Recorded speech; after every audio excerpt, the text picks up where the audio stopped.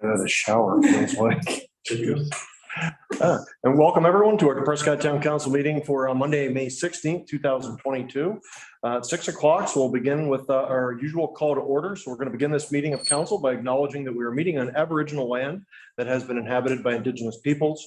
In particular, we acknowledge the traditional territory of the Huron-Wendat, the Anishinaabe, the Haudenosaunee, the Anishinaabeg, and the Oneida and the Haudenosaunee peoples. Moving on right to approval of the agenda, and I would ask council's blessing for a couple of changes tonight. I have to declare, and I'll be declaring it under declarations, because we do have something related to the property neighboring mine on Dibble Street coming up in the close this evening. So I'll be declaring a conflict on 12, 18.2, which also could impact on 14.4 discussions of the recreation complex field report.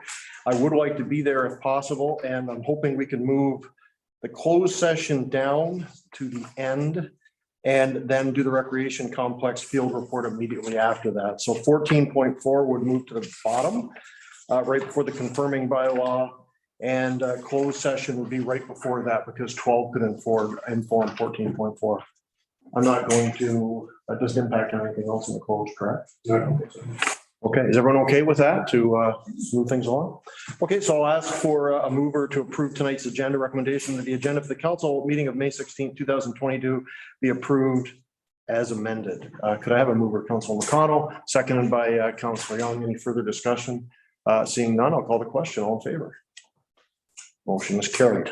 So on item 3, excuse me, on the declarations, I do have, as I just mentioned, I'll be declaring a conflict on 18.2, that purchase and sale, because it does involve the property adjacent to mine on Dibble Street. And that could also impact on 14.4 discussion of the recreation complex. So I will tentatively, I guess, declaring a conflict on that, but what happens there depends on what happens in the closed session. So those, any other declarations of interest tonight? Seeing none, thanks. And for presentations, we do have it's a happy occasion, also a sad occasion. We've invited Dr. George Kellum here this evening to help honor him on the event of his retirement after many, many years of serving the Prescott community. Just want to thank you, sir, for coming in this evening and for all the hard work you've done within the community here in Prescott for so many years. If you'd like to come up, might as well do this on camera so people at home can see, and council could come in as well. We'll do the usual photo, but just like to present you, Dr. Kellum, with this municipal certificate. Oh, thank you. Honoring you for all your service. And I'm sure they didn't leave this here for me tonight, so I believe this is your gift basket as well, sir. So it's a very small token of appreciation for all the years of service that you've given to the Fort Town and the surrounding community, and especially these past couple of years. And you've all been done such tremendous work with regards to COVID. So thank you again on that, sir, and congratulations on your retirement. It is here for a moment, I guess. And if you have any words and.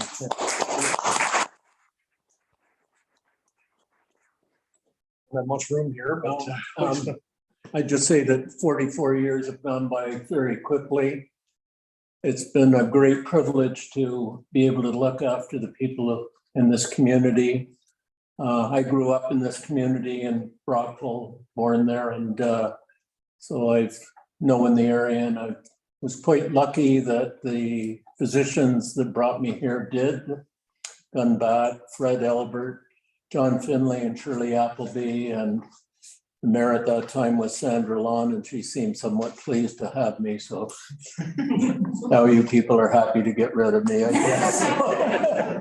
So anyway, it's been a great pleasure, and I've been very fortunate to get a really good guy to take over, and that's been the impetus for me to retire. Not so much that I particularly wanted to or had to, but I think this fellow Matt Cook thought I was old, so he had approached me. He was a good friend that I'd known. So I think the people are in good hands, and I'm very lucky because often when you retire in Ontario, you just can't get anybody, and I've got somebody, and so we're not abandoning anybody. So once again, thank you. Appreciate it. Thanks for your kindness. Thank you, sir.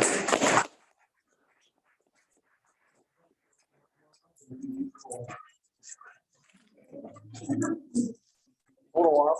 Come on in. Squeeze them by. Sure. We'll do this. Sure. Put you in the middle. I'm This short, is I'm the tall. closest I get to politics, so. Smart man. Hopefully this is the closest we get to the medical. Yeah. profession. that's- I'll crop it, you guys. Thank you.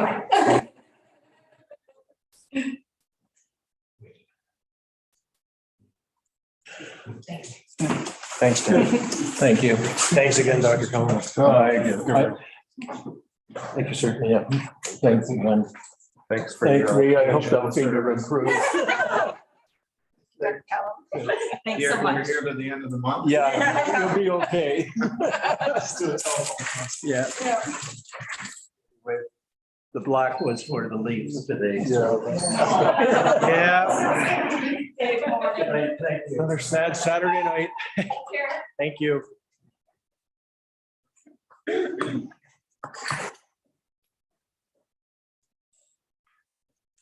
Fantastic. And also to think that all the years, and he did manage to provide a successor as well and work to kind of hand things over, because we're all seeing now it's so needed right now, physician recruitment, and it ties into something I'm going to be talking about in a moment as well. So Not only that, if I may, Please.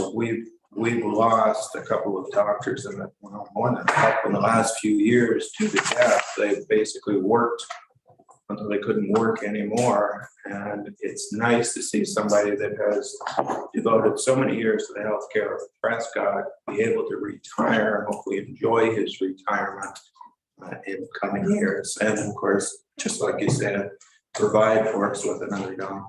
I thought that too, when the list of names that he came up with there, because they're no longer with us, but didn't want to say that while he was right here. But it's a good point. We've had some tremendous physicians in this community that have worked right their entire lives. Yeah. And we've been very fortunate in that regard. And just going to have to keep looking ahead for that, though, and seeing what we can do with physician recruitment with the new provincial government after this election as well, and our partners locally, because the need is just going to continue. So we've got a lot of older physicians.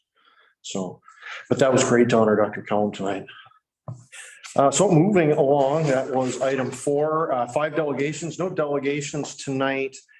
6, we do have the minutes of the previous council meetings. At 6.1, the meeting from May 2nd, 2022, recommendation being the council minutes dated May 2nd, 2022, be accepted as presented. Could I have a mover, please? Moved by Councilor Burton, seconded by Councilor Ostrander.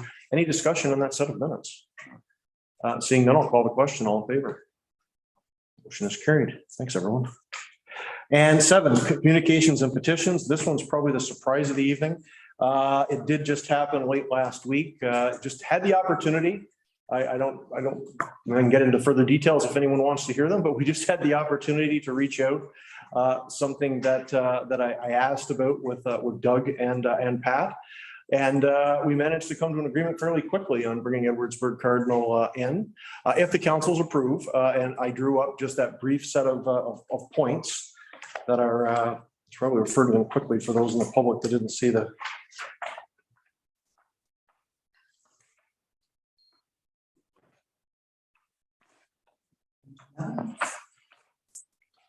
Thanks, Ray.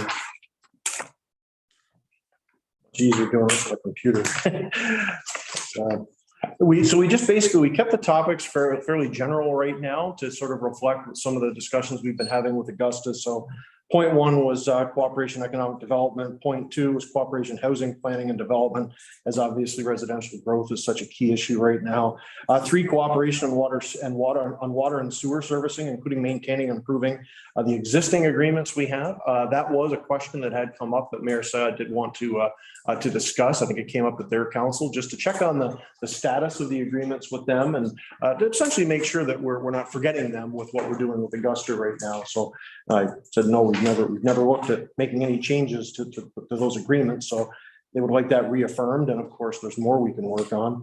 Cooperation on operational matters is number 4, similar to what we're already doing with Augusta, of course. 5 is that cooperation on physician recruitment effort, the effort there to bring physicians in, as I just spoke about. That's obviously an issue with all of us. I see North Grenville is doing some physician recruitment. I think they have a yearly budget for it. So maybe that's because they really are our neighbor to the north. Maybe there's some good cooperation and some partnerships that the South Grenville municipalities could do with North Grenville to try to maybe bring some people in here as well as needed. And cooperation in community and recreation programming and planning, which was of course already agreed on, I think at our last meeting with Augusta, that we would reach out to them. There is actually a seventh item that was added after the fact. This actually wasn't the most current addition. This one got sent in sort of by accident, but there was one additional one, and that's in the recreation or starting the municipal drug strategy. Mike, you were on that for quite a while. I was on it, and we did agree that with the issues now, the overdoses in the area, and the significant problems with addictions, that we would get that started again. So I know Mayor Malenka has agreed. I know Councillor Ostrander, you agreed at one time to chair it. Mayor Malenka has agreed to come in and help as well. So I think we've got a lot of people that want to get it started again. So I think that's. Mayor Malenka and I have spoken privately about it. So, we know there's work to be done. So that's the 7 points. And again, they're all pretty basic, just to lay the groundwork to start talking, because we've spoken all along. It'd be nice to get Edwardsburg Cardinal in, and I think this is an opportunity. So anyways, direction tonight. I guess what we're talking about is all three would take the item back to their councils and see if we could just get basic approval of this, and then let the CAOs discuss how we would get the three of us together for a formal meeting. We could invite, if all the councils can approve this in time, we do have the joint meeting coming up on May 30th that we're hosting at the fire hall. We could invite Edwardsburg Cardinal to that if they're available, because that is a Monday night. I think that's their usual meeting night. That is a Monday, or are we doing that on a Wednesday? Monday. Okay, so the Monday could be a challenge there, but we could meet with Augusta that night, see if they've approved it, and then invite Edwardsburg Cardinal to a special meeting, sometime in June if everyone's in agreement. But that's just, I'll throw it out there, and sorry for the surprise on this, but it's something, there was the opportunity, and just thought, well, we might as well seize on it just to get us all together. So any comments, questions? Councilor Connor. Well, you may or may not recall the last time we met with Augusta Township. I guess it was the time before, because I couldn't make the last meeting. I said it's too bad that we don't have the elephant in the room, and the elephant I was referring to, of course, was Edwardsburg Township. And I'm glad to see that you had an opportunity to bring this forward with them.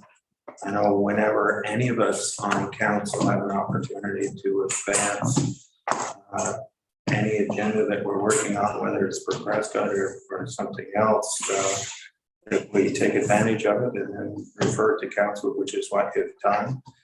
I got to be honest with you, it's not much of a surprise giving me three amigos picture that was on the front page of the journal last week. So anyway, well done. Thank you. No, it's a good team effort. I think we've done a good thing. If the councils can get behind it, we just see where it goes. I mean, who knows? Any other comments? So if there's nothing else, I would ask for a motion that would endorse this. I mean, it's not, I guess, endorse it in principle and direct staff to reach out to both municipalities for discussions on further talks between all three municipalities. So Councillor Young and seconded Councillor Ostrander. Anything further? Seeing no, so I will call the question. All in favor? Motion is carried. Excellent. So Mr. Armstrong, if you could ask Mr. Grant, and I think you've already been talking a little bit to everyone. So when are their meetings? Is Edwardsburg Cardinal tonight? I don't know if they got it on that agenda. I believe they have one tonight as well as one next Monday. So Okay. I looked at their calendar online, and it doesn't appear that they have anything on the 30th this morning with that much. Okay, and Augusta? Augusta meets next Monday. Okay. Well, let us know, and we can. This is our fifth week, fifth Monday week. I don't think anything will happen that quickly, but if we have to add something in June, perhaps a Wednesday night that doesn't get involved with, interfere with the schedules. I think we're all Mondays, are we not? Or Augusta moves around a little bit. I think Augusta moves a little bit. Okay. Well, let us know, and we'll try to schedule something. Thanks, everyone. So moving along. Nothing else on our communications and petitions. Consent report. So we did have under the information package. If anyone wanted anything split off, please refer to it now. If not, we do have just under the consent reports that all items listed under the consent reports section of the agenda be accepted as presented. And of course, there is just actually the one package of items there under 8.1. Did anyone want to speak to anything here on 8.1 and possibly refer it back? Seeing no, I'll ask for a mover on that. Moved by Councilor Ostrander, seconder. Councilor McConnell, any final discussion on the info pack? Seeing no, I'll call the question. All in favor? Motion is carried. Thanks, everyone. 9 committee reports. We have no committee reports tonight. 10 mayor, really nothing really too big to discuss there this evening. I am looking forward to those joint discussions, and we had some good discussions over the last couple of weeks between the three of us. So I'm looking forward to that moving ahead with the full councils. So 11 outside boards, committees, and commissions, and we'll start as always with Councilor Burton. Thank you, Mayor Todd. The splash pad is open for the season, so that's pretty exciting. We'll probably utilize a lot on the weekend with the hot weather. And staff is busy cleaning up the beach and adding new sands. We have a lot going on this weekend with community yard sale. The farmers and crafters market's going to be open this weekend too. So lots of things to check out in Prescott. And I did want to congratulate Dr. Callan as well. He's been a staple in our community for a very long time. So wishing him well on his retirement. That's all for me. Thank you. Thank you. And I think we do have a ribbon cutting at 11 o'clock on Saturday morning as well at the museum. Dana, did I see that email over today? So lots going on in downtown Prescott starting on Saturday. And Marina, of course, as well. It's although everybody got the kids kicked it off early. Last week, the beach was packed. Kids were swimming, like 30, 40 kids were in swimming, 51 degrees Fahrenheit. No thanks, but they had fun. And then we get the splash pad on for them, I think, the next day. So it's looking like a great summer already, although it's gotten a little back to more real spring today, maybe, but still all good. Great to see so much activity down there. Thank you, Councilor Burton. Councilor Jasmine, please. Thank you. A few things to mention. We had our planning committee meeting recently on May 5th, and most of that agenda was talking about the proposed community improvement suggestions for our CIP plan. So of course it will come to council soon, but it was a really very good productive meeting, and I suspect everyone's going to be pleased with the improvements. And that's a really big program in our ECDA portfolio, so it's something to be celebrated for sure. We also had a BIA meeting on May 10th, and as always, the staff brought about a lot of good staff updates. Justin talked about Spring into the Riverwalk update contest that I'm sure you've seen on social media. The website is now live, so I do encourage everyone to go to our town website and explore. Play on words there. Anyway, and I include the business directory, so check it out. The AGM is May 31st. Weather permitting, it's at 6 o'clock outside at the amphitheater. So look for that and mark that down. Dana spoke of the good news that the digital Main Street funding has been approved for the next 2 years. So needless to say, that's very, very good for our whole region. Also spoke in detail similar to what was presented to council about the Riverwalk revival. So very, very good meeting. The third thing I'd like to mention, and I'm going to hand it off to Dana if I could just for a few minutes, because it was really an exciting active event. And what it was St. Lawrence College is partnering with the school boards. And so at South Grenville, the day that we were invited to come, Dana and Justin and I went through their mobile setups, and they're gearing their attention to grade 8s-ish, and it's promoting off the beaten track type programming, just to plant a seed of try this out, have you ever thought of this, that kind of thing. One trailer, one, and it was hospitality, where the other one that day was Carpenter. Yeah. Anyway, Dana, if I'm not to put you on the spot, but if you could just share a little bit of what they're planning to do moving forward from here. That'd be great. Thank you. Thank you, Councillor Jansen, through you to council. So we had the opportunity to attend the mobile lab trades training session that took place at South Grenville High School. It was for the entire week, all last week, Monday to Friday. And this was the third high school that St. Lawrence has been visiting with this program. And they actually bring these mobile labs around the different high schools, and they offer training in a number of different skill trades, everything from culinary to carpentry, fitness, nutrition, electrical, and welding. So it's a really diverse mix of skilled trades. And there's been kind of this shift to the knowledge sector. So they're really trying to bring back and, you know, really identify the opportunities that exist for career development and skilled trades opportunities. And had some great participation. Their target was to meet 1,300 students, and it looked like they were well on their way to hitting that target. And I would just encourage, this will be, you know, they will be coming again in you know, future opportunities for council to engage. We'll definitely keep you informed as they arise, but I think it was a great success. And we used it as an opportunity to discuss what we have talked about around the table too, of in some kind of a youth ambassador, have their voice at this table somehow, directly or indirectly. And we talked about how we could help as much as possible, be it awareness or whatever. So it's really, really nice because we often only hear bad news about school closures and that kind of thing, but now this is just a smart partnership that involves the whole community. So anyway, thank you, Dana, for that. Thank you. And that's it for me. Oh, thanks so much, both of you, for that update. It's good community news for sure. Mhm. And if I can, it was Please. something our employers were really excited to see as well. We've got a number of employers that are, you know, actively looking to recruit, and they were really excited just to see that focus put on the skilled trades development again, so. Well, that's the one comment that keeps coming up the corridor meetings is 600 jobs that are going, looking for an employee all over Leeds Grenville on every day. So the more that we can all do to try to bolster the labor market, the better it will be in the end in terms of attracting companies. So it's great to see stuff like this because it all gets us where we need to go. Thank you. Councilor McConnell.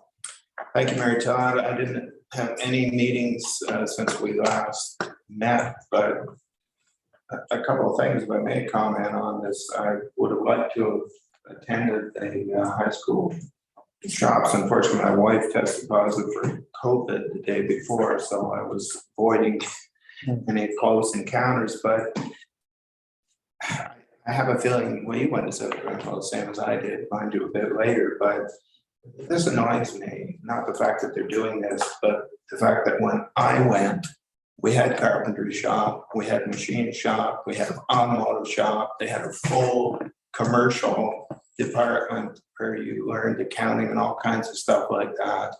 And they don't have it anymore. And now they're having this mobile thing go around trying to replace it or reintroduce it, which is like reinventing the wheel to me because it was already there and it was a good system. And in the 5 years that I went to high school, there's a lot of stuff that I took. But you know, the two most practical things that I've used in the time since was typing that I took in grade 9. I was able to type all my own essays in university at 2 a.m. and carpentry with Al Baker, Mr. Baker. And I find it a shame that students in recent years have not been able to take advantage of that. It's basically the arts program, and that's what you have, and not everybody is going to use that. So kudos for them for going ahead with that, but I find it's a kind of an odd situation that we're in. I would like to mention that Shakespeare, we haven't had a board meeting, but Shakespeare is looking for help for the summer. They have some grants available to pay for student workers for the summer season. And if there's anybody out there that would be interested or know of anybody that would be interested in one of those positions, please get in touch with the Shakespeare people. In walking along the waterfront the last few days, I have noticed the proliferation of garbage, unfortunately, that is not in the garbage containers that we have. And I've spoken to Nathan about it, and they are aware of the situation. They're looking at more and larger closing containers to look after that system. So hopefully it'll be a short-lived problem that we have. And you mentioned a bunch of kids in the beach. Yeah, Thursday and Friday. I kayaked by there on one of those nice days when they were all splashing around, and there was it's been beautiful weather for water, or anything to do with water, and nobody on the river on a boat, which I think, given the price of gasoline, it's going to be a big Yeah, norm for this summer. It's a much cheaper option, that's for sure. Anyway, thank you very much, Mayor. Thank you. Good point in the schools. I don't want to belabor the point, but I remember being shocked. This was a number of years ago. And I was talking to a resident in town, and their daughter actually had to, she was taking, and it could have been a biology course or something like that was offered like every other year. So basically had to stick around. Teresa knows, as we talked about this years ago. And I was blown away by the fact that like core courses like that aren't available at the school here. And so kids have to make the option, well, do they come back the next year? Do they somehow try to work it in, go elsewhere to finish high school? It's disappointing. We don't have enough of a dialogue with the school boards. I think the municipality, that's the municipalities all over the area. We just don't have it. The connection's not there. They sort of do their own thing, and we're sort of left just to, well, handle the complaints and have the updates like this tonight. So at some point that really needs to change, but that's more of a systemic provincial thing. But it's always good to get that out there, because I think we need to get the feedback out. But thanks for mentioning all that, Lee. That was really good. Councillor Ostrander, please. Thank you, Your Worship. Showtime South Grenville was in action on the weekend. We co-hosted with Small Halls Ontario and had the folk group, the Great Lakes Swimmers at St. Andrew's Church over here. We had a good turnout. We had roughly 100 or a little over 100 people show up, and it was a good evening. We hope to work again with Small Halls Ontario, sort of 2 or 3 times a year, we think, just to put on something that fills in the gaps between the Shakespeare's and the winter season and other things. So far, so good. We've asked Small Halls Ontario for a little more advertising space ahead of the event. We only got a couple of weeks this time, and it was just a bit short. So anyway, that was successful. Our Ukrainian family have now spent, this is their 9th day in town living here, and they've been kept busy just getting basics sort of up and running. Their 2 children are enrolled at St. Mark's and enjoying it, and the kids have been very hospitable to them, and so that's going good. I took them on a tour of South Grenville on Friday afternoon for a couple hours and showed them that there are other things other than the river, and they enjoyed that, because coming from a small town in Ukraine, Ukraine is largely countryside as well, and they enjoyed making the comparisons as they saw it, and on Wednesday, I'm taking them up to Drive Test Ontario, and we're going to dive into the driving license changeover. I believe they have to do a written and a road test both to get the Ukrainian license switched over to Ontario. Get some clients out of this.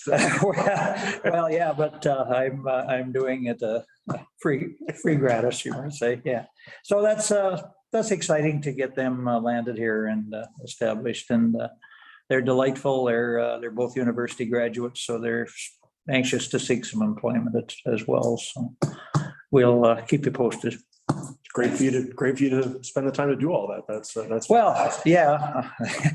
I have a few other things to do. I have a sick friend that I'm attending to periodically as well. So yeah, you make time.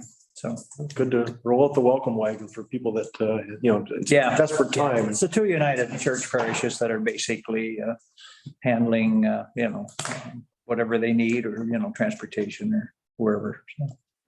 Good stuff. And thanks for the update. Okay. Thank you. Councillor Schenker. Thank you. Not much to report.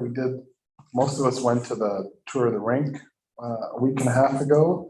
That's coming along well. I see the roof's been on since we were there 10 days ago. And the south wall's being built right now. So that's coming along, and I think it's on schedule too, so that's great. Looking forward to opening weekend. We did mention the marina. I was down there at lunch today, and they're working hard on G-Dock, is it? So that's cool. Very neat. That hopefully that will get going on time. I did participate in McHappy Day on behalf. That was a great. It's a great fundraiser for them, and people were very generous. I actually worked with the high school principal, and she was talking about the program, and because I think it was the day before, and but she said it was very successful and really good response. So that was good, and I look forward to Edwardsburg Cardinal joining us and working together. So that's great. Good job. Thank you. Thank you. Councillor Young. Hi, thank you, Brett. No, I haven't attended any meetings since our last council meeting. Pleased to see that things are sprucing up around town with the public works crew out and getting ready. People have been attending to the flower beds already. There's more to do, obviously, but spring is on the way. Thank you. Even those sun sails alone made a huge difference to see those go up in the downtown. That'll be a nice new tradition. Like they go up, and that's basically the start of spring. They're such a colorful addition to both parks. Yep. Thanks, everyone. So we're going to move the closed session and 12 down, and we'll move on to, and of course, we'll move the Horizon report down as well to after the closed session. So we'll move into staff under item 13, although I'm going to try to renumber everything. So I'm just going to garble it up even more. So I'll let our clerk handle the numbering after the fact. So we're on item 14/13, call it what you will. 14.1 staff report 57-2022 is the 2022 street repaving update. We do have a recommendation that council directs staff to proceed with repaving of the following street sections in 2022. These are Duke Street from Park to Linda to newer paved intersection, Henry Street West from St. Lawrence Street to West Street, Center Street from Park Street West to James, the complete intersection of Boundary Street and Churchill Road East, the joint intersection of Park Street West and Edward, the intersection joints at King Street and Sophia Street, north and south. Could I ask for a mover, please? Moved by Councillor Young, seconded by Councillor Burton. Over to you, Nathan. Great. Thank you through you, Mayor Todd. Since it's just a follow-up to the council report we had in January, where we had some suggested street sections that we're going to repave. So we did get some feedback from council at that time, and we had a little bit more information on the camera work that has been happening under the streets in the storm system and the sanitary system. So it's a bit of a change to some of the items that we're going to repave. So we're going to maintain Duke Street, but from Park to Linda. So Linda was paved just a couple of years ago. So we really didn't want to take that. It was paved right to the end, right through Duke Street. So we didn't want to take that newer paved section out. And then past that to the north is a very, I'd say, low traffic area. So we just would come up to that newly paved section, and we wouldn't continue to take out new pavement that was recently put down. And then Henry Street from St. Lawrence Street to West Street. That's a pretty rough looking section. And then we would add Center Street from Park Street to West James. And then get into the intersection. So Councillor Burton had suggested that the intersection near the schools is well traveled a couple times a day for the schools, parents and buses. So we looked at the intersection of Boundary and Churchill Road East, and it is pretty rough. And so we're going to do kind of that whole intersection kind of teed around. And then there's a couple of intersection joints that are pretty rough, and we've got those listed there that we'll clean those up because that's where water easily pools and freezes in the winter time, and it just kind of gets worse quickly in the winter time. So the other streets that we would remove is Park Street.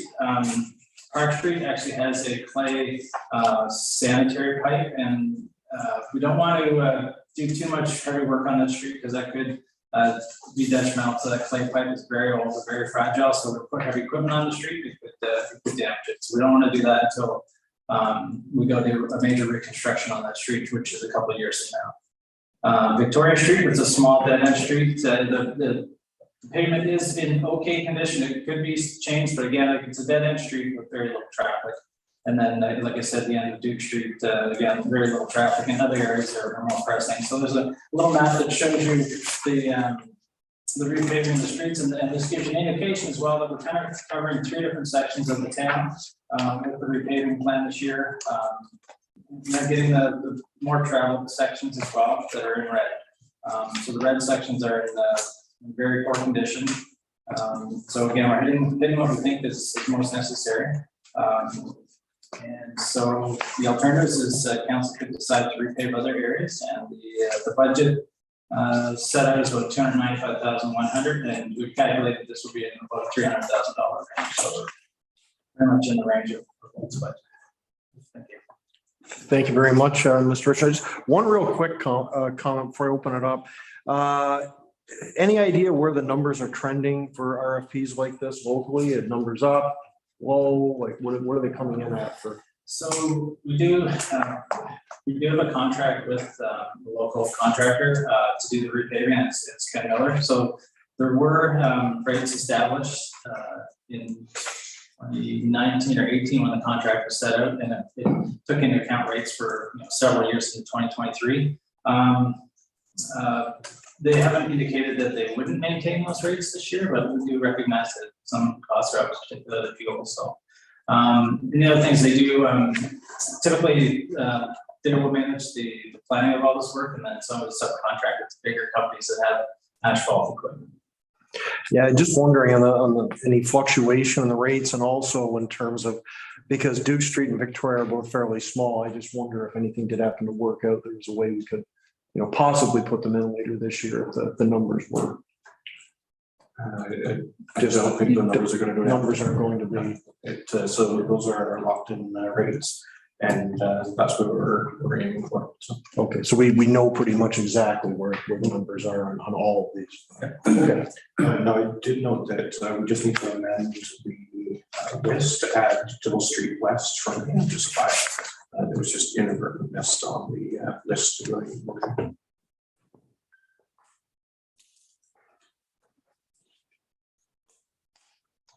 Dibble Street West from Ann to Sophia, we'll just add that into the motion. That good. Who moved that again? Sorry, was it? Okay. And second, you okay to add that then as a friendly? So we'll just change that. Okay, so open it up for discussion. Ray, comment? If you drive through any of these areas that we're intending to repair, you can understand why we're repairing this section. Unfortunately, some of the people that are watching the broadcast tonight look out front of their house and say, my street's worse than that. You have to understand that beneath that roadway is a bigger problem. And if we start fooling around with paving equipment on top of these pipes, 100-year-old pipes in some cases, we will be into a massive repair job. So those pipes will be replaced in time, and that's when you will get a new surface at your front door. In addition to these locations, I have one suggestion. I'm very concerned about Shoppers parking lot. And I really think that a 6-foot strip, 5-foot strip, 8-foot strip, whatever it could be from Center Street to the Shoppers building would take care of many, many, many trip hazards that are in that parking lot. So if there was any way we could work that in, on top of what we're doing, I think it would be in our best interest before we have a liability claim there. Good point. There are a lot of lows that are really, it seems like a lot of it's kind of, there's sections that have sank in the last couple of years in some areas for some reason. We tried to patch them, but the patches just doesn't work working, so we have to dig it out, build it up, And then, and put a proper layer of asphalt on top of it. is that something that can be assessed? Yeah, we can, yeah, I think we'll take a look at that section here. Getting- I know it's not gonna be cheap, Nathan, but Yeah. I really believe we've got some liability here. Thank you, Councilor Young. Other comments? Councilor McConnell? Well, I hate to try and add something else in, like right here, but a number of years ago, when King Street was resurfaced, what they did was a company and they went straight through town. They did 2 lanes of traffic. And then what they did was they had another company come in after that and pave from the driving lane up to where the brick crosswalks were, which went across the north-south streets. The pavement on the highway, King Street, has stood up very well. Unfortunately, the secondary paving that they did between the pavement and those brick crosswalks as it stood up or the dam. Last year, I brought the subject up and we did the section south of King Street on Ann. We wound up doing the whole street down there. And we did the section outside that crosswalk up to the highway. The section on the north side of Ann Street, where it leaves the highway, leaves King Street, and then before it hits the crosswalk, is in equally as bad a condition. It's been patched and patched. It's full of holes. It's a busy corner. I walk across there every day. There's a lot of traffic goes down there to the boat ramp, to the parking lot for the beach, to the Walker House, to the doctor's offices. It's a stretch that's about, I don't know, 4 or 5 feet wide by the width of the street. And I would really like to see us grind that out and repave it if we're up in that area anyway. Thank you. Something else we could take a look at it? You're pulling it up now? Yeah, so I think we were trying to address that Sophia Street, which is. Now this is Ann Street. Yep, and so we were going to attack the Sophia Street first and then, but we can take a look at that. I guess it's going to be in the $4,000 range to do, but we'll see if we can find an amount to do it. Well, it's a good example not to ever let a paving company get away with that again. If they're doing the highway, then they do right up to the crosswalks at the same time with the same equipment and the same asphalt, because it sure didn't work out first time. St. Lawrence Street is a good example of where it worked well, where the whole intersection was done at one time, and you don't have those exactly. No, No, thank you. no, good catch. Anything else from anyone? Okay, so I think, so the 2 areas to look into, otherwise I think we're good. So I'll call the question. All in favor? Motion is carried. Thanks, everyone. So on to 14.2, staff report 58-2022 administrative fees. Recommendation reads that council directs staff to bring forward an amending bylaw to set the marriage license fee to $125 and the civil marriage ceremony fee to $300 plus HST during business hours and $350 plus HST for after hours effective July 1st, 2022. And bring it to the council meeting of June 6th, 2022 for final review and consideration. Could I ask for a mover, please? Moved by Councilor Jansman, seconded by, I think, Councilor Ostrander. So, a little background. Through you, Mayor Todd. Please. As the report states, staff are suggesting that the fees for marriage licenses and ceremonies be updated in order to be consistent with some of the surrounding municipalities. We're hoping that this will assist in recouping for lost revenue during COVID. Our current fees for marriage licenses are $100, and then for marriage ceremonies, $250. The report also includes the chart providing for 6 additional municipalities just to see where Prescott falls. And we are, for marriage licenses, we are one of the lowest and one of the lowest for civil marriages as well. So as the motion states, we're looking to raise the licensing fee to $125, the civil marriage ceremony fee to $300 plus HST during working hours, so through the week, and then weekends and after hours to $350 plus HST. Thank you very much. Open it up for comments, questions. Oh, not a word. The only thing I was going to ask on this, how are we doing overall? I mean, it's been down the last couple of years, but we were always one of the leaders in the area. And I think we're one of the first municipalities that started doing this way back in 2010 or 2011, whatever it was. So are we still, are we competitive with that? Because we got the nicest waterfront for it, I think, in the area. So through you, for issuing licenses prior to COVID, we had a big increase. Over COVID, we were one of the only municipalities that continued to issue licenses and perform ceremonies following guidelines, of course, outside, nothing indoors. COVID definitely, obviously, changed that. We do offer a lot of areas that couples we can perform those ceremonies on the waterfront, at the amphitheater, even outside of town hall. And we have seen I want to say, significant increase in even over the past 3 or 4 months of people requesting marriage licenses and ceremonies. Some municipalities, since COVID, haven't returned to issuing licenses or providing that service, and we have maintained that throughout COVID. The reason I really asked is I actually had someone that a real policy wonk that reads these agendas and read it over last week when you issued it. I got the message about an hour after I think the agenda went out.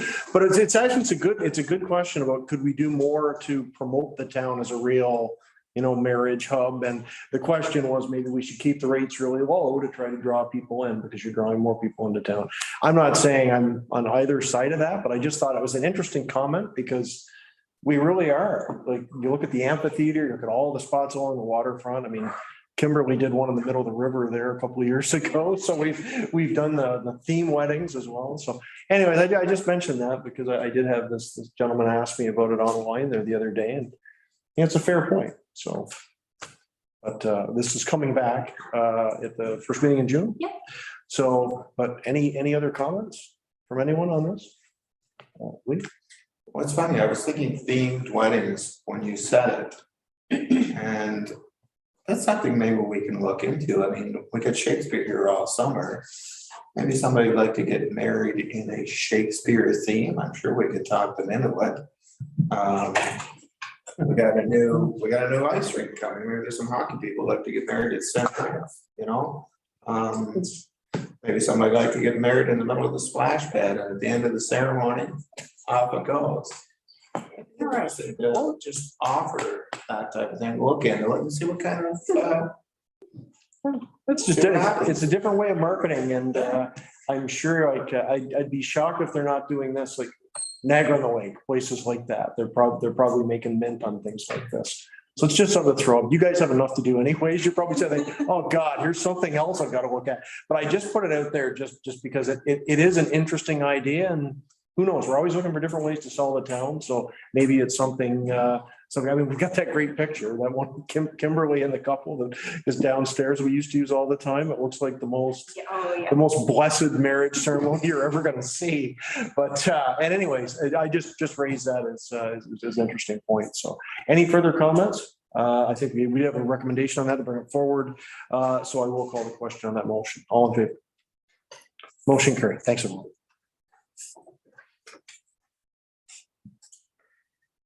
And now 14.3, that's staff report 59-2022 on the Edward Street sidewalk on the east side from King to Water Street, which I think we've had blocked off for a while now with I think the paving stone heaving. So we've got some recommendations that are being brought from staff this evening. So I think there's much point looking at an actual recommendation now. So just turn it over to staff and review the options and the state of the sidewalk. Very much. So What you see before you is a bunch of options that we've tried to develop. If you remember back in September of 2020, we were working on accessibility for different sidewalks, and we came up with an option of removing the trees on the east side of Edward between King and Water Street, and either paving it and then creating an accessible sidewalk at the south end. That at that time wasn't accepted, and so we had to close that sidewalk off. The tree roots are buckling the interlock that are on top, and it's not safe for pedestrians at this point. So we have developed 5 items or options. I'll just walk you through each of them, and then if you have any questions we'll go through, by all means, let me know. So option number 1 is to just leave the 2 remaining trees, remove the interlock bricks, add grass in place of the interlock bricks. And so that was what we discussed at our last meeting.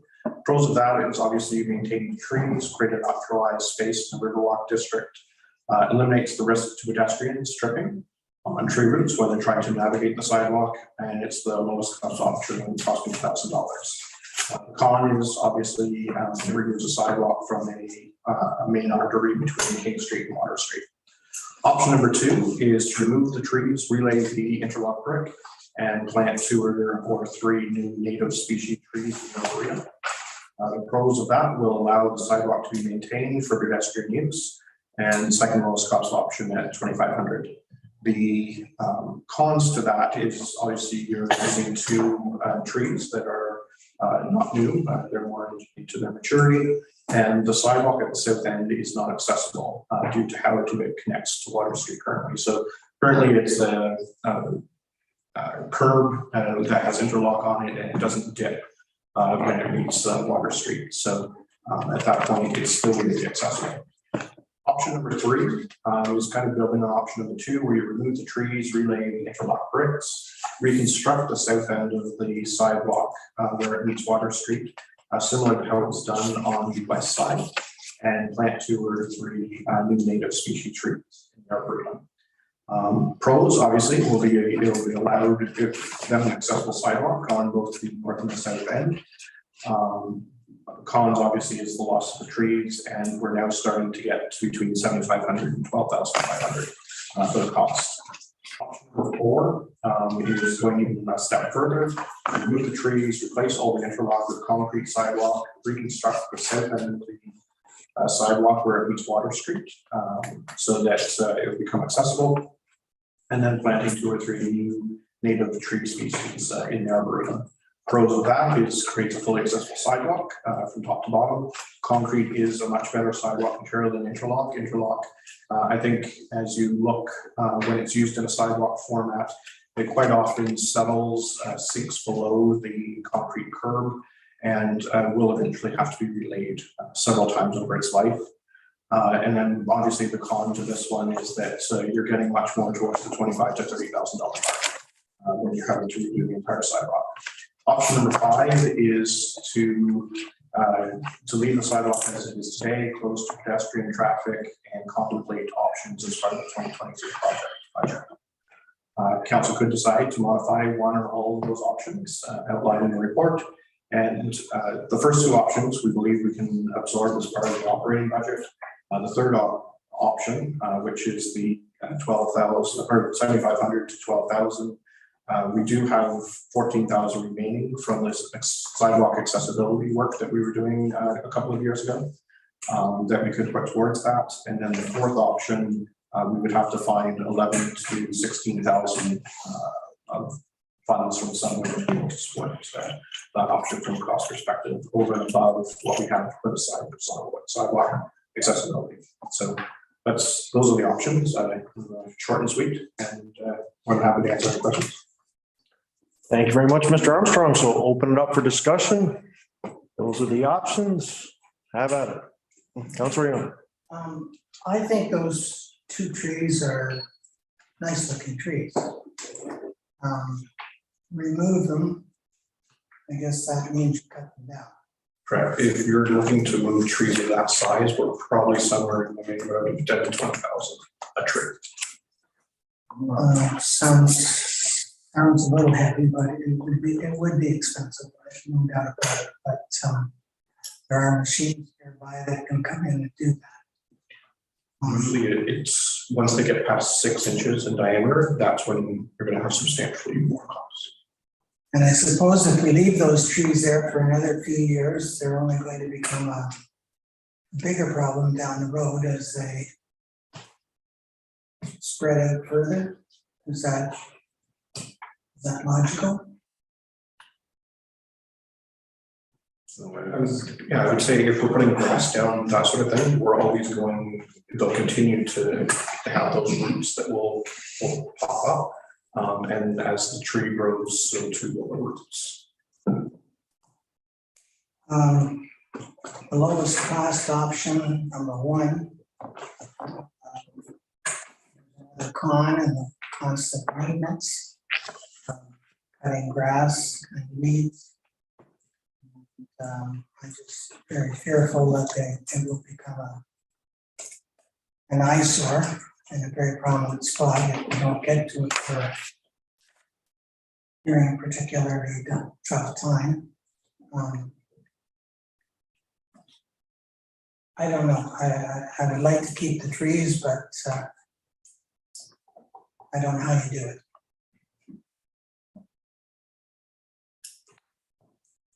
You, Councillor Young, Councillor Martin. Thank you. The first discussion that we had, when Teresa brought it up again last council meeting, I was in favor of taking down the trees and making the sidewalk accessible.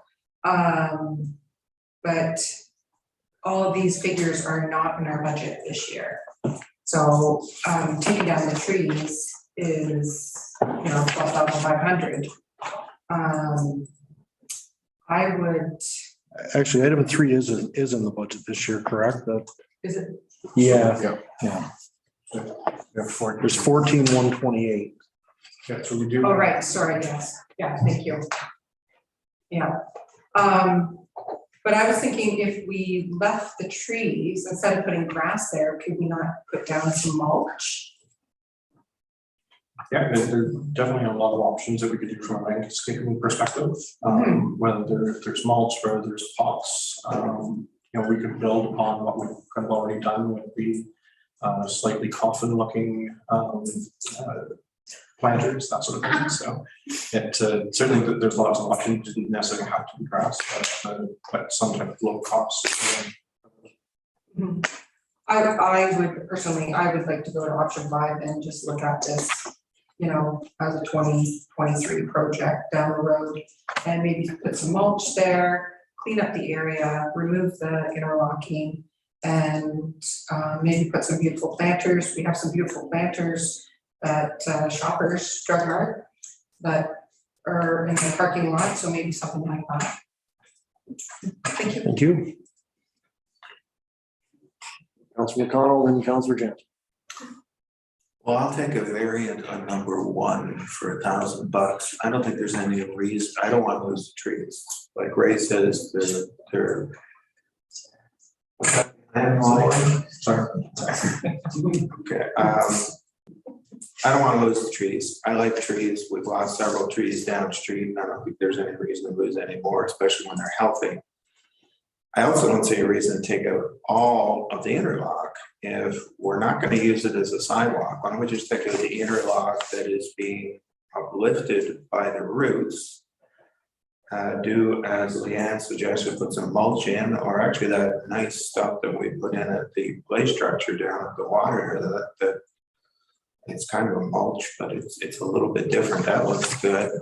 And on the interlock that's left, which is going to save us some time because we're not going to have to take it out, we can put, as Leanne suggested, a couple of those nice tall planters with some plants in. And we don't have a sidewalk anymore, but we still keep the trees. We don't have to waste the time taking all of the interlock out or replacing it with sod or whatever. And I think we would wind up with something that we wouldn't have to be maintaining, because we wouldn't have to be cutting the grass. I think that would look good. In the winter, we take the planters away, and that would work. And it would be maybe even less than $1,000. Thanks, Councilor McConnell. Councilor Jansen, please. So when I brought it up recently, I didn't want to be the one to say to a young parent with a stroller and a toddler that they couldn't, because that other one is so skinny that they had to find another sidewalk, or an elderly person with a walker, let alone somebody in a wheelchair. So I wasn't gonna be that person despite losing 2 trees, but we were gonna plant other trees. So, but now when I see that it's not gonna be accessible, although it's still better for stolen stuff, you can still jump over it or with a walking and stuff. But when you, the trees that I like trees, I'm not anti-trees, really like trees, but when you're coming down south from Edward, looking to the river, they actually block the view of the river and the fountain. And so because Matthew made a point to put in that we have accessibility money in a reserve that has been unspent for 2020, my option would be option 3, to do the job well, replant trees in lieu of the 2 trees that we would lose, have it accessible. That area is very, very busy on Sunday nights with elderly people, with the music program, Shakespeare, even Marie, like it's just a busy place. And that would just change and make the view nicer coming down, heading south. And it's going to be accessible on both sides. And Bob's your man. Thank you. I'm gonna go in, I'm gonna weigh in on that one because it's the same thing I was gonna say. It's accessibility. Like the one thing you gotta look at, I was talking about this with Matthew in the office a while ago, and you start looking at the access routes that we have between King and Water. None of them are accessible, and they're all blocked by, like, if you go over to King and Center, you've got the one corner where the street light is right there where the clock tower is, so you can't get by there without going around the road. Then across the street, that's narrow as well to get down, and they're not fully accessible once you get further down onto Water Street. You go down the other way to George Street, you've got similar issues there where there are no sidewalks at all, and you're right out on the road between King and Water. So we really need some accessible road we can direct people to get to between King and Water Street. So 3 to me makes the most sense. I hate seeing trees go, but this is something I think we have to do right, and it's got to be about accessibility. We've got the Sunday night concerts coming back this year as well, and we've all seen it after Shakespeare and the Sunday night concerts. People walk right up the middle of that road a lot of the time at night. I'd like to give them a nice wide thoroughfare that's accessible on both sides, because there are a lot of people that are going up to the parking and even going home that have varying abilities of varying mobility. So that to me is the only place we can do it. And I think you can fix it up really nice. And it's, I mean, 7 to 12 grand with the money already in the budget. I think it's money well spent. I just make sure we plant a couple extra trees somewhere else and make sure that we're still going green. But this is, to me, it's one that you've got to have an accessible sidewalk connecting King and Water, and we really don't have it anywhere else. So that would be my take. I think we haven't heard from, so Dory and then Councilor Strand. I just have a question for Matthew or Nathan. Nathan, option 4 with the concrete, would that even be able to be done this summer? Plates? Your timing would be probably before the July 1st. I just don't see how we could get it done in summer. With all the activity we have planned for that area too, July 1st, August 1st weekend. So I don't even know if that's a real viable option, plus it's not in our budget, right? So I just wanted to check that. But I'm with Teresa there, where I think it's about accessibility, right? And if that's money is for accessibility that we've got, we got to use it that way. So I'd be in favor of option 3 as well.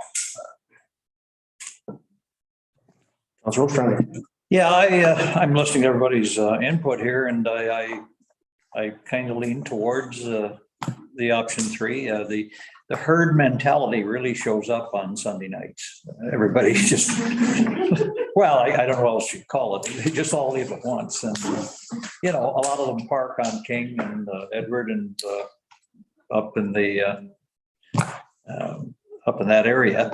And it's a little more organized for Shakespeare because people are, a lot of them are parked in Shoppers Drug Mart parking lot or, you know, off the beaten course. So I think we got to make use of that street, and the best use we can make of it at the best price, obviously, is, you know, the 2 major factors we have to look at. So, thank you. Thank you. We're looking for a motion. Councillor Jasmine? I will move for option 3. Thank you. Do you have a seconder? Councillor Ostrander? So discussion before we vote. Anything further?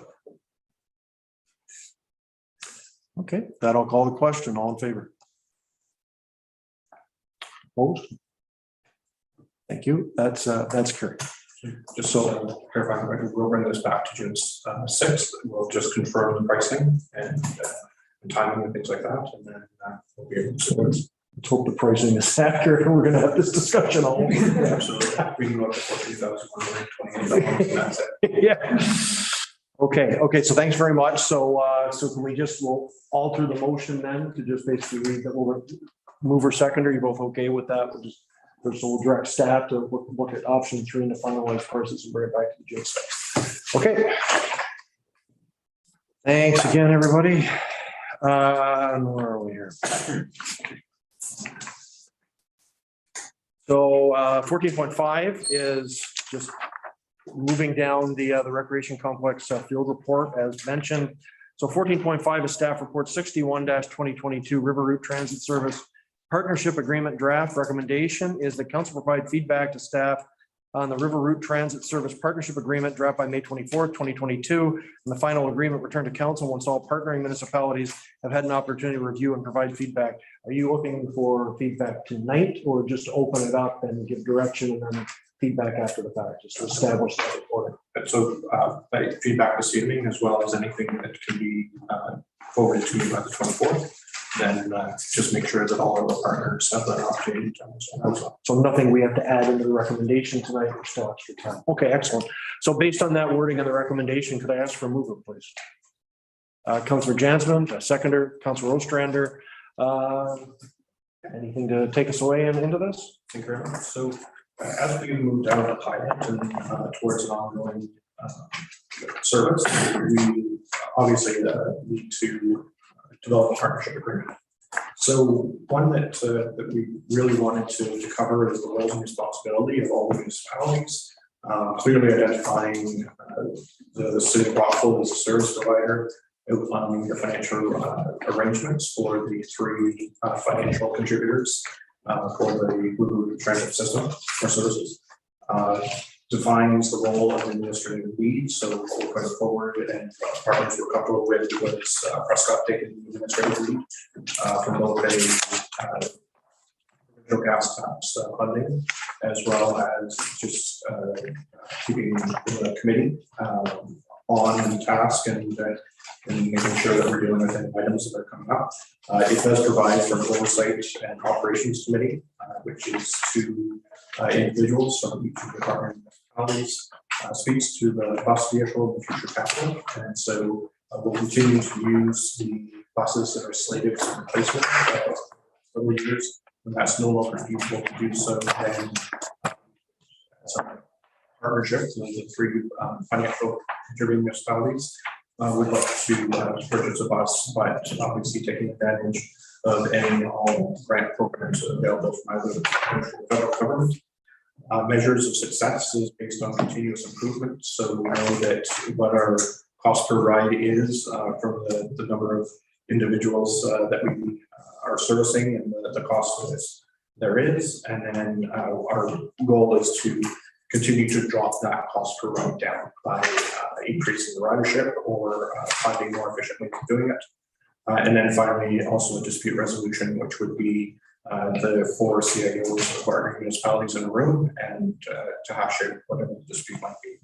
So this is being brought forward to Outthrough Cardinal this evening, and City of Rockville this week, being brought forward here to the town of Prescott, and then Augusta has their council meeting next Monday for feedback. So this is really to provide any feedback you might have on the draft agreement, and so that way we can go back to the partners and say, have we thought about this or incorporating it?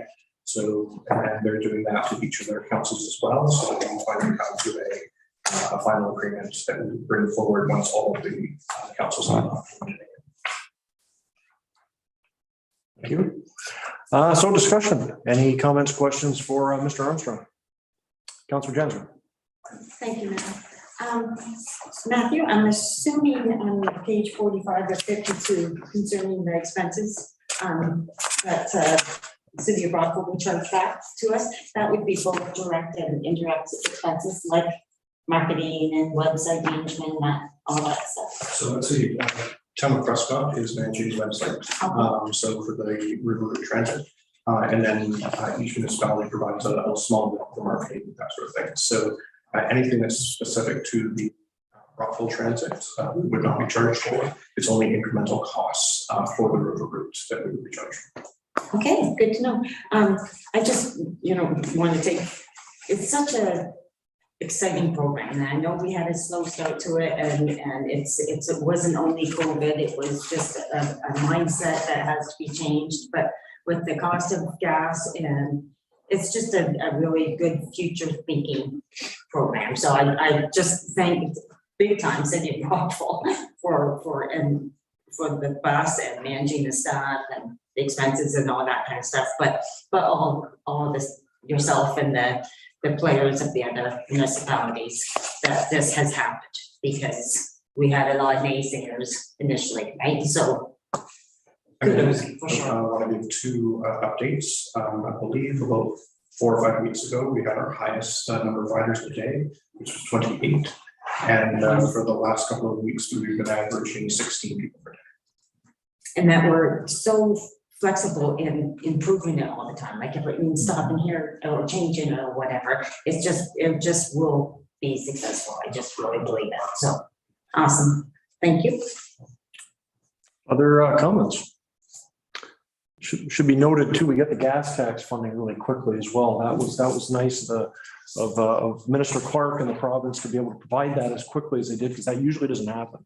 And we did get that funding very, very fast. So that was good to see before we went into the election period. And it was retro, right? Yes, it was retro to January 1st. And so we're obviously very thankful for that, and very much appreciate the support that the government has provided. Absolutely. Councilor McConnell. Thank you, Mayor Todd. As you know, I've been in favor of this program as a supporter. I think this is a well-written document. A couple of things though come to my mind. Number 3, renewal.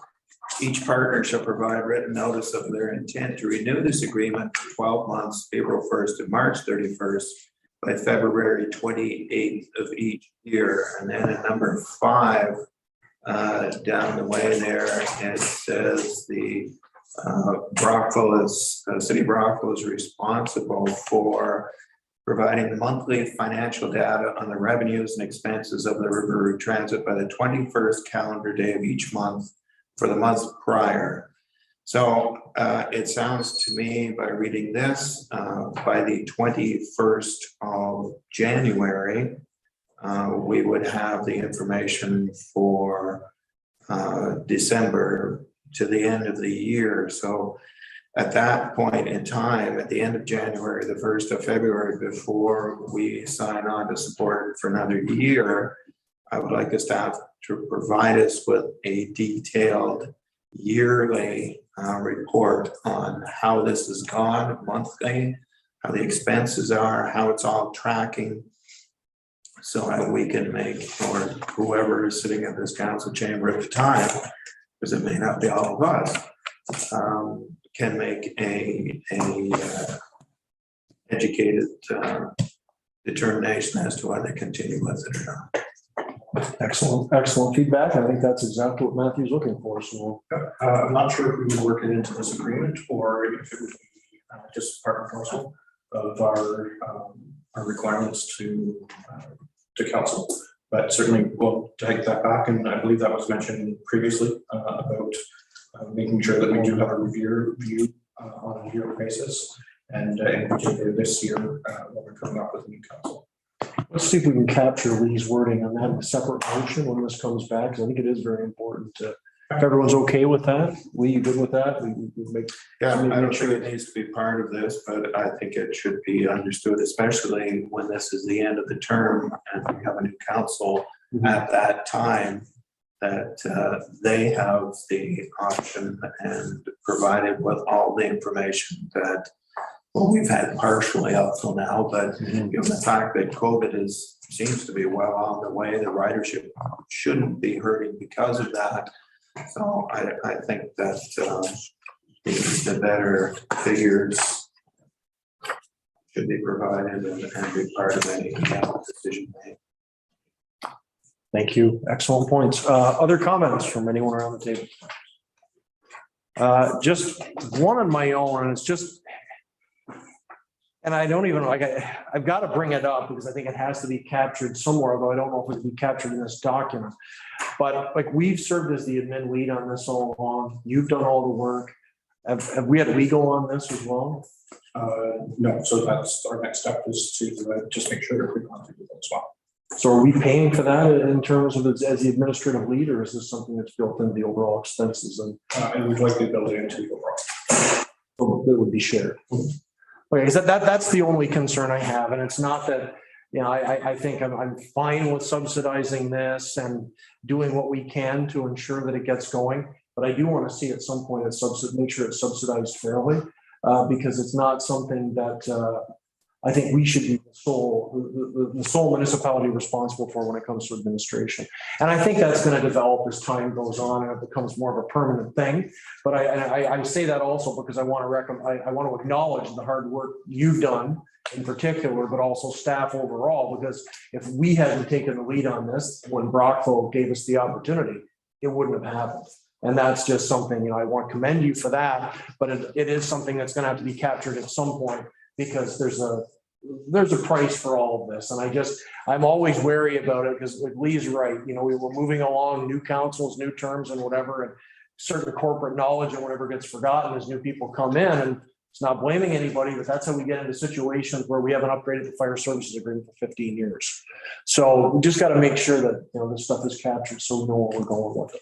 But I don't know if there's any way that could be included in the terms of the agreement, sharing some of the administrative responsibilities or costs. If there's something they're willing to agree with, be interesting to hear from. But if not, it's not something I would push right now, because it's in a delicate situation and we're just starting to really get it off the ground. Councilor O'Connell? Well, you make a very good point, Brett, and I think at the end of the year or in January, when this information that I was saying we should have, or whoever should have, comes forth, we'll be able to see where the ridership is coming from. So if we find that 50% of the ridership is coming from Prescott, 30% is from Edwards, you know what I mean? Yeah. We'll have a better argument for distributing the costs around rather than right now. And I know you didn't suggest that, try and farm it out a little bit, but we really don't know. Yeah. What's what?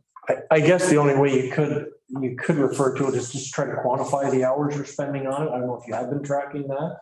I'm gonna guess probably not, because it all just kind of flows into the same day. But it's probably not a bad thing to look at that and try to capture it at some point, because it also, if nothing else, it can be good negotiating if we ever get to the point where we're talking about who's paying for what, because we have put a lot up front into this project, and it's just good to be recognized. And people that pay their taxes in town deserve that sort of respect too, I think. So, and we're all in this together, so it's a fair argument. But anyways, no, that any further feedback from everyone? So I did. There was a motion on the table on that. So any other feedback, Mr. Armstrong, just like it by May 24th, and this will come back once the other municipalities course of the summer sometime, or are we actually moving I on think more we're expedited? going to get it done in June. If Okay. we can, so. Okay, so that'll be back to us hopefully in June when the other municipalities have a chance to discuss it with our staff. Motion is on the table. All in favor? Motion is carried. Thanks, everyone. So that takes us, okay, so 15 resolutions, none this evening, 16 bylaws, nothing, 17 new business. Does anyone have any new business tonight? Don't see any notices of motion, this evening?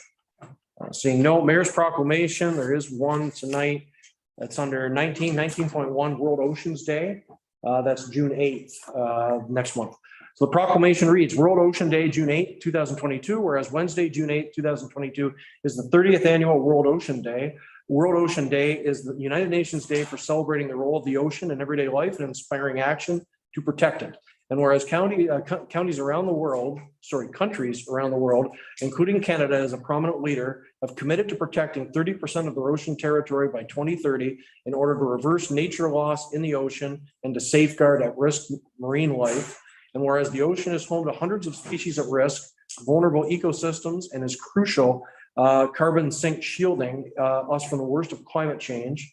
And whereas the ocean produces over half of the world's oxygen and absorbs 50 times more carbon dioxide than our atmosphere, therefore protecting the ocean is in the interest of all life on Earth and communities both coastal and inland, as it is essential to our shared future. And whereas it is the jurisdiction of the Government of Canada under various pieces of legislation and regulation to establish marine protection areas in consultation with Indigenous peoples, many Indigenous nations and communities are leading in the conservation of the ocean, and they have been stewards of the ocean since time immemorial. And whereas it is important for municipal leaders to demonstrate support for actions to safeguard the ocean, as they have for action on climate change and other environmental matters of national importance. And whereas in celebrating the ocean and protecting its habitats and ecosystems, we can together raise the profile of ocean conservation's critical role in improving planetary health and slowing the crisis of species collapse and ecosystem decline. Therefore, I, Mayor Brett Todd of the town of Prescott, hereby proclaim June 8, 2022 as World Ocean Day and support national and international efforts to protect 30% of the ocean by 2030. That's of course dated today, the 16th of May, 2022. That's a long one. Go oceans. Surprised there actually wasn't mentioned there on plastics in the ocean. They covered almost everything else. That's all I could think of is because there's ongoing work to try to deal with those that plastic pollution and those microplastics. That's really done a lot of damage to the environment.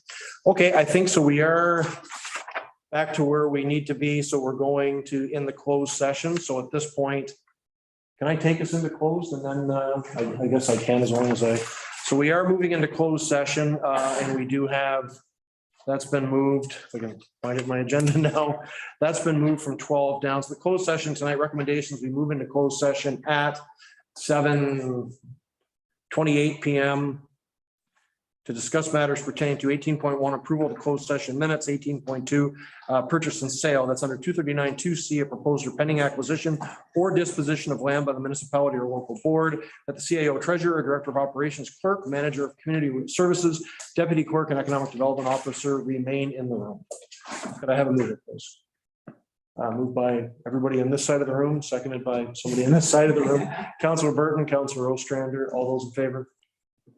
Motion is carried, and I will note again, I will be declaring a conflict on 18.2 and leaving the room, and maybe or maybe not coming back for the recreation complex field report, depending on how that discussion goes. So with that, we will go into the